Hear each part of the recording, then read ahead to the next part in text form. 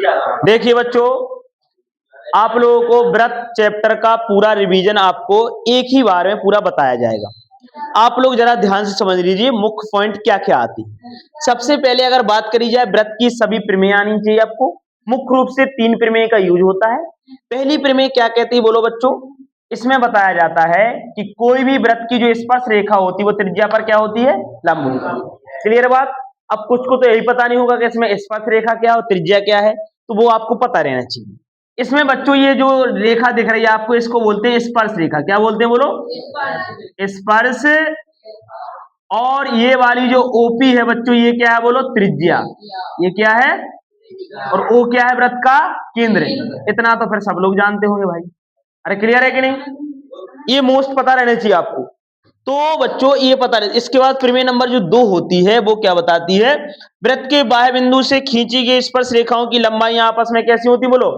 बराबर होती है। मतलब यहां पर क्या होता है, ये बाह्य बिंदु P है। कौन सा बिंदु बोलो? ये जो बाह्य बिंदु दिया गया है इसका नाम है बच्चों P। क्या दिया गया है? इससे जो रेखाएं खींची PA और PB, या कह सकते हैं AP और BP, इन दोनों स्पर्श रेखाओं की लंबाई आपस में कैसी होती हैं? बराबर। और बहुत मोस्ट इंपोर्टेंट बात बच्चों यहां पर आती है, जिसको आप लोग बहुत अच्छे तरीके से समझ लेना, इसका सिद्धिकरण। ये पेपर में आपको जरूर पूछा जाएगा, इसको आप देख लीजिए। अपन लोग सबसे पहले क्या लिखते हैं बोलो? जो भी दिया जाएगा चित्र में, एक वृत्त दिया गया है, इसका बिंदु क्या है बोलो? बाह्य बिंदु P। ओ वृत्त का केंद्र हो गया। हमें सिद्ध क्या करना है बच्चों? अपन को सिद्ध करना है AP बराबर क्या होगा बोलो? BP के। इसके बाद अपन लोग क्या लिखेंगे? उपपत्ति। अरे उपपत्ति लिख देंगे। इसके बाद अपन लोग लिखेंगे त्रिभुज OAP और त्रिभुज OBP में। इन दोनों त्रिभुजों में जरा ध्यान से देखिए, ये वाली रेखाएं जो है त्रिज्याएं OA और OB आपस में कैसी होंगी? देखो बराबर। अपन लिख दिया OA बराबर OB। OP OP कॉमन है भाई, जो बीच की भुजा OP दिख रही बेटा, ये दोनों में कॉमन है, तो अपन लोग इसको तो यहाँ पर ओएनएस भुजा लिख देंगे। इसके बाद जो एंगल ये वाला बनेगा OAP, वो किसके बराबर होगा? OBP के बराबर। क्यों बराबर होगा? क्योंकि ये प्रमेय नंबर 1 से बताता है कि जो त्रिज्या होती है वो स्पर्श रेखा पर लंब होती है, इस वजह से 90-90 अंश के कोण बनेंगे। इसका मतलब ये हुआ दोनों त्रिभुज आपस में कैसे हो गया बोलो बच्चों? सर्वांग सम समरूप। अगर ये दोनों त्रिभुज आपस में सर्वांग सम समरूप हो जाते हैं तो हम लोग कह सकते हैं बच्चों यहां से कि जो आपकी भुजा संगत भुजा AP है वो किसके बराबर हो जाएगी? BP के बराबर हो जाएगी। अरे क्लियर? इसके बाद अपन लोग आगे बढ़ते हैं। तो ये प्रमेय आपको बहुत जरूर सीख लेनी आती पेपर में 100 में 100%। आपके यहां से 6 से 8 नंबर क्लियर हो जाते हैं, ये आपको याद रखना चाहिए सभी को। इसके बाद बच्चों प्रमेय नंबर जो अगली आती है इसमें 3। बच्चों इधर प्रमेय नंबर जो 3 आती है उसमें क्या होता है कि कोई भी वृत्त की जीवा के छोड़ बिंदु से खींची गई स्पर्श रेखा और जीवा के साथ जो कोण बनता है, इसी के द्वारा अगर अन्य 2 जीवा बनाई जाए तो उनके कोण के बराबर होता है उसका मान। क्लियर है कि नहीं? ये पता रहना चाहिए। इसके बाद बच्चों इसमें क्या दिया गया है?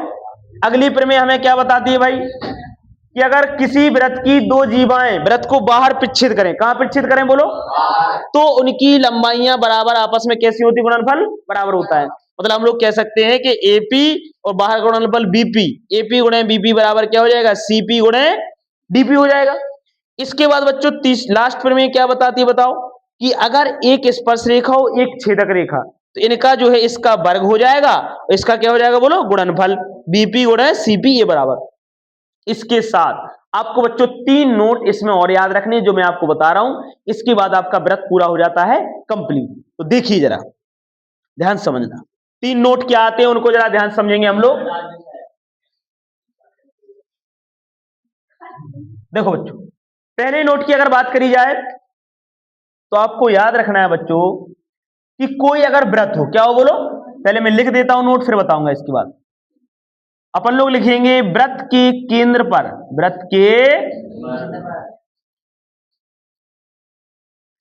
वृत्त के केंद्र पर बना कोण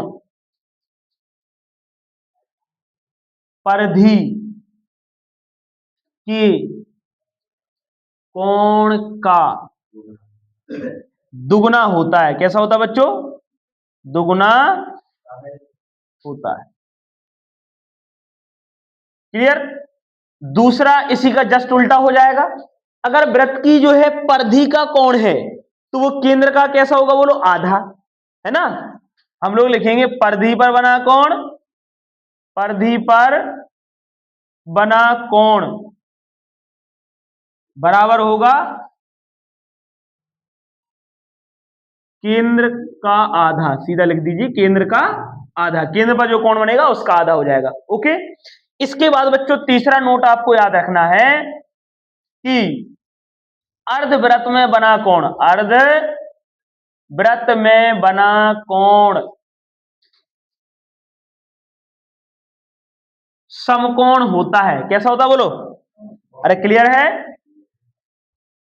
समकोण होता है। इससे रिलेटेड ही बच्चों आपके सवाल आएंगे, बहुत ज्यादातर इससे संबंधित प्रश्न पूछे जाएंगे। एक दो एग्जाम पे जरा इसके भी समझ लीजिए आप लोग साथ साथ।